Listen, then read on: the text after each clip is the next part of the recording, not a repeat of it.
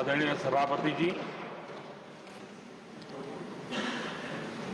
शीतकालीन सत्र का आरंभ हो रहा है और आज सदन के हम सभी माननीय सदस्यों के लिए ये गर्व की पल है आपका स्वागत करना और आपके मार्गदर्शन में सदन के माध्यम से देश को प्रगति की राह पर ले जाने के लिए महत्वपूर्ण विषयों पर चर्चा, महत्वपूर्ण निर्णय और उसमें आपका अमूल्य मार्गदर्शन एक बहुत बड़ा अवसर हम सबके लिए है।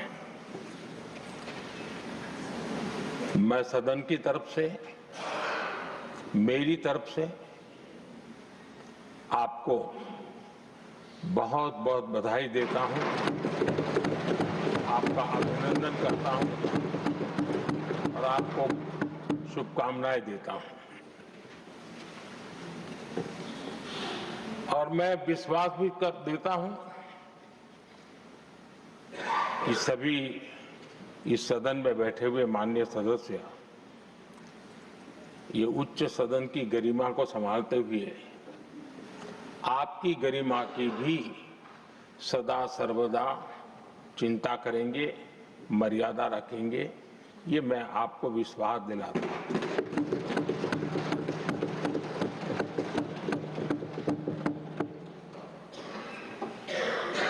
हमारे सभापति जी एक सामान्य परिवार से आ रहे हैं, किसान परिवार से निकले हैं और पूरा जीवन समाज सेवा के लिए समर्पित किया है। समाज सेवा ये उनकी निरंतरता रही है। राजनीतिक क्षेत्र उसका एक पहलू रहा है, लेकिन मुख्य धारा समाज सेवा की रही है। समाज के प्रति समर्पित होकर के जितना कुछ अपने युवा काल से लेकर अब तक वो करते आए हैं, करते रहे हैं, वो हम सभी समाज सेवा के प्रति रुचि रखने वाले लोगों के लिए एक प्रेरणा है, एक मार्गदर्शन है। सामान्य परिवार से, सामान्य समाज से, सामान्य राजनीतिक जहां अलग अलग करवट बदलती रही है, उसके बावजूद भी आपका यहां तक पहुंचना, हम सबका मार्गदर्शन प्राप्त होना, ये भारत के लोकतंत्र की सबसे बड़ी ताकत है।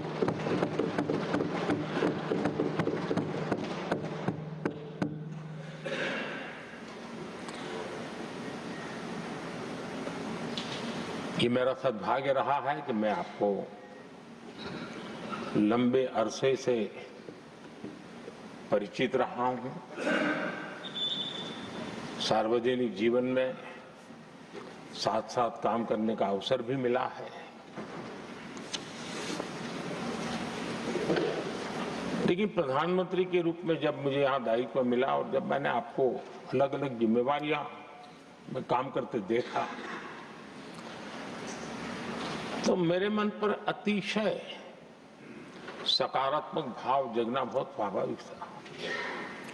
क्वायर बोर्ड के चेयरमैन के रूप में हिस्टोरिकली हाईएस्ट प्रॉफिट वाली इंस्टीट्यूशन में कन्वर्ट करना, यानी आपका किसी संस्था के प्रति समर्पण हो तो कितना विकास किया जा सकता है और कैसे दुनिया में उसकी एक पहचान बनाई जा सकती है, वो आपने करके दिखाया। आपको भारत के कई क्षेत्रों, बहुत कम लोगों को ऐसा अवसर मिलता है। आप झारखंड में, महाराष्ट्र में, तेलंगाना में, पुडुचेरी में राज्यपाल, लेफ्टिनेंट गवर्नर अलग अलग दायित्व संभालते रहे। और मैं देखता था कि झारखंड में तो आदिजाति समाज के बीच जिस प्रकार से आपने अपना नाता बना दिया था, जिस प्रकार से आप छोटे छोटे गांव तक दौरा करते थे, वहां के मुख्यमंत्री बड़े गर्व के साथ इन बातों का जब भी मिलते थे जिक्र करते थे। और कभी कभी वहां के राजनेताओं के लिए भी चिंता होती थी कि हेलीकॉप्टर हो या न हो, इसकी कोई परवाह किए बिना जो गाड़ी है आप चलते रहते थे, रात को छोटे छोटे स्थान पर रुक जाना। ये जो आपने एक अपना सेवा भाव था, उसको राज्यपाल के पद पर रहते हुए भी जिस प्रकार से आपने उसको एक नई ऊंचाई दी, इससे हम भली भांति परिचित हैं। मैंने आपको एक कार्यकर्ता के रूप में देखा है, एक सहयोगी के रूप में हम साथ काम किए हैं, सांसद के रूप में देखा है, अलग अलग पदों पर देखते हुए आज यहां पर पहुंचे। लेकिन मैंने एक बात महसूस की है कि आमतौर पर सार्वजनिक जीवन में पद पर पहुंचने के बाद कभी लोग पद का भार अनुभव करते हैं और कभी कभी प्रोटोकॉल में दब जाते हैं। लेकिन मैंने देखा है कि आपको और प्रोटोकॉल का कोई नाता ही नहीं रहा है, आप प्रोटोकॉल के परे रहे। और मैं समझता हूं सार्वजनिक जीवन में प्रोटोकॉल से मुक्त जीवन की एक ताकत होती है, और वो ताकत हम हमेशा आप में अनुभव करते रहे हैं, और ये हमारे लिए गर्व का विषय है। आदरणीय सभापति जी, आपके व्यक्तित्व में सेवा, समर्पण, संयम, इन सभी बातों से हम भली भांति परिचित हैं। वैसे आपका जन्म तो डॉलर सिटी में हुआ और उसकी एक अपनी पहचान है, लेकिन उसके बावजूद भी आपने अपनी सेवा का क्षेत्र अंत्योदय को चुना। आपने हमेशा एक डॉलर सिटी के भी उस तबके की चिंता की जो दबे, कुचले और कुछ वंचित परिवार थे, उनकी चिंता की। आदरणीय सभापति जी, मैं उन दो घटनाओं का जरूर जिक्र करना चाहता हूं जिसको कभी मैंने आपसे, आपके परिवारजनों से भी सुना है और जिसने आपके जीवन पर बड़ा प्रभाव पैदा किया है। बाल्यकाल में अविनाशी मंदिर के तालाब में आपका डूबने की संभावनाओं के बीच की अवस्था आपके लिए हमेशा रहा है कि मैं तो डूब रहा था, किसने बचाया, कैसे बचाया पता नहीं, मैं बच गया। और ईश्वर ने कुछ आप पर कृपा की, इस प्रकार का भाव आपके परिवार के लोग हमेशा बताते हैं। और दूसरा जो हम सब बहुत बारीकी से जानते हैं, जब कोयम्बतूर में लाल कृष्ण आडवाणी जी का यात्रा होने वाली थी, उसके कुछ समय पहले एक भयानक बम ब्लास्ट हुआ, शायद 60-70 लोग मारे गए। भयंकर बम ब्लास्ट था और उस समय आप बाल बाल बच गए थे। इन दोनों में जब आप ईश्वरीय शक्ति का संकेत देखते हुए अपने आप को समाज के प्रति अधिक समर्पित भाव से काम करने की जो आपने वजह के रूप में उसको कन्वर्ट किया, ये अपने आप में एक सकारात्मक सोच से बना हुआ जीवन का प्रतिबिंब है। आदरणीय सभापति जी, जो एक बात मैं जानता नहीं था लेकिन अभी मुझे पता चला, आप शायद अभी उपराष्ट्रपति बनने के बाद काशी गए थे और आपका काशी का दौरा था, तो एक सांसद के नाते स्वाभाविक रूप से मेरा मन वहां सब कुछ ठीक ठाक हो ही रहता है। लेकिन आपने वहां एक बात बताई जो मैंने सुनी, मुझे मेरे लिए नई बात थी। आपने वहां कहा कि आप वैसे तो नॉनवेज के आदी थे, लेकिन जब पहली बार आप काशी गए थे जीवन में और काशी में पूजा वगैरह की, माँ गंगा को अपने आशीर्वाद प्राप्त किया माँ गंगा से, और पता नहीं आपके भीतर एक संकल्प हो जाएगा और उस दिन से आपने तय किया कि आप अब नॉनवेज नहीं खाएंगे। अब ये कोई न कोई सात्विक भाव, कोई नॉनवेज खाने वाले बुरे हैं ऐसा मैं नहीं कह रहा हूं, लेकिन आपके मन में काशी की धरती पर विचार आया, तो एक सांसद के नाते मेरे लिए भी एक स्मरण रखने वाली एक घटना के रूप में मैं उसको हमेशा याद रखूंगा।